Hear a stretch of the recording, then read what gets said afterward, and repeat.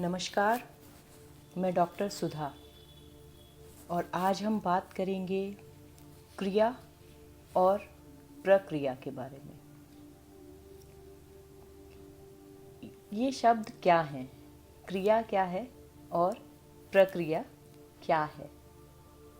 कोई भी कृत्य जो हमारे द्वारा या किसी के भी द्वारा किया गया या किया जा रहा है वह क्रिया है। कोई भी कृत्य जो निमित्त है, प्रकृति के द्वारा संचालित है, जो परमपिता की इच्छा से हो रहा है, प्रक्रिया है। हम यहाँ इन शब्दों का प्रयोग क्यों कर रहे हैं?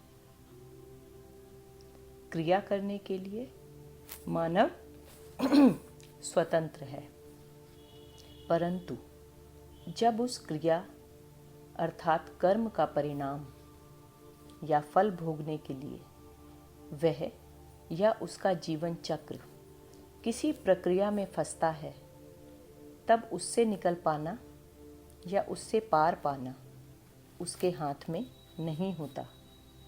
हमारी इंद्रियां भी यहाँ क्रिया का उदाहरण है, किंतु हमारे शरीर के सभी तंत्र जैसे श्वसन तंत्र, पाचन तंत्र, ये सब प्रक्रिया के अंतर्गत आते हैं। क्रिया सदैव हमारे वश में है। उसका अच्छा बुरा होना, सही गलत होना हमारे ऊपर ही निर्भर करता है, क्योंकि इंद्रियां सदैव इच्छाओं की गुलामी करती हैं। इच्छाएं ही हमें सही या गलत क्रियाओं में फंसा देती हैं। यही क्रिया या कर्म को जन्म देती है और कर्म ही हमारा भविष्य तय करते हैं। जीवन को क्रिया से प्रक्रिया की ओर ले जाना हमें इन सभी चीज़ों से बचा सकता है। क्रिया को छोड़ देना कहीं भी मेरा अर्थ नहीं है। निष्क्रिय होकर जीवन जीना भी असंभव है। मेरा इशारा उस भेद की ओर है जहाँ इच्छा समर्पण में बदल जाती है। जिस परमात्मा ने इस सृष्टि का निर्माण किया है, उसने स्वयं जीवन चक्र को एक प्रक्रिया में ढाला है। मानव ने खुद सैकड़ों क्रिया जोड़कर अपना जीवन भी भ्रष्ट किया है और उस परमात्मा की प्रक्रिया को भी ध्वस्त किया है। बात जन्म से शुरू करते हैं। शिशु जन्म एक प्राकृतिक प्रक्रिया है, लेकिन आज उसका प्रारूप ही बदल दिया है हमने। प्रकृति ने हमेशा इंसान की ज़रूरतों को इंगित किया है।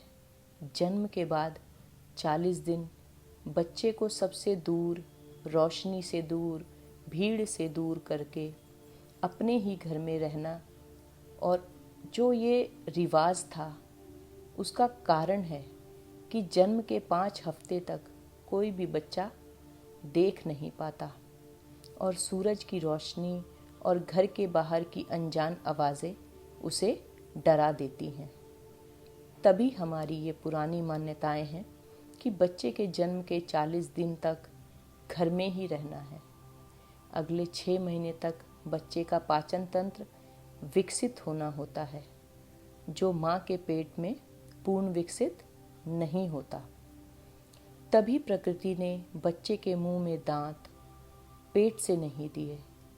मुंह में दांत आना ये इशारा करता है कि अब बच्चे का पाचन तंत्र तैयार है पूर्ण आहार के लिए।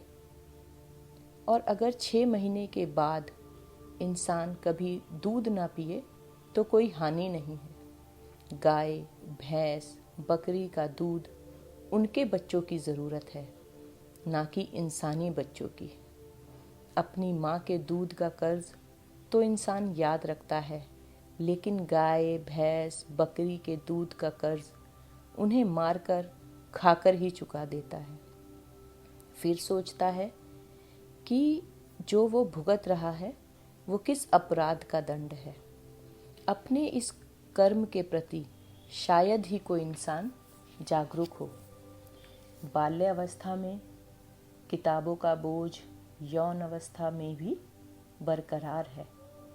पढ़ते पढ़ते आजकल बच्चे 25 से 30 साल के हो जाते हैं और इच्छा, उम्र, पढ़ाई, इस सब के घोल का नतीजा ये है कि जो प्रक्रिया से परे रहा वो या तो निष्क्रिय हो गया या दुष्क्रिया का शिकार हो गया। और आजकल यही चल रहा है। हमारे आसपास बढ़ रहे अपवाद और अपराध का एकमात्र कारण यही है कि हम प्रकृति की प्रक्रिया को भूल चुके हैं। ज़रूरत है तो उस परमात्मा की प्रक्रिया को समझने की। जब उस प्रक्रिया को समझ जाओगे तो बेकार की क्रिया या कर्म से स्वयं ही मुक्त हो जाओगे। मानव शरीर एक प्राकृतिक संरचना है। इसे भौतिकवाद में मत उलझाओ। एक स्वस्थ शरीर और मन के लिए खुद की प्रकृति को समझना होगा। मानव शरीर एक प्रक्रिया का हिस्सा है। उसे इससे जुदा मत करो। अपना खान पान, नित्य कर्म, नींद और सोच का संतुलन बनाना बहुत ज़रूरी है। जब इस प्रक्रिया को भेद कर हम अपने शरीर और मन को अतिरिक्त चीज़ों में उलझाते हैं, तभी ये मन और शरीर बीमार होने लगते हैं। सालों साल ये आपका चुपचाप प्रतिरोध करते हैं, फिर एक दिन थककर हार मान लेते हैं और आप बीमार होने लगते हैं। यकीन मानिए, हमारा शरीर हर बीमारी से लड़ने के लिए सक्षम है, लेकिन आजकल की जीवन शैली और हमारी इच्छाओं ने इसे कमज़ोर कर दिया है। प्राकृतिक चीज़ों से ज़्यादा हम मानव निर्मित चीज़ों पर अधिक निर्भर हो चुके हैं।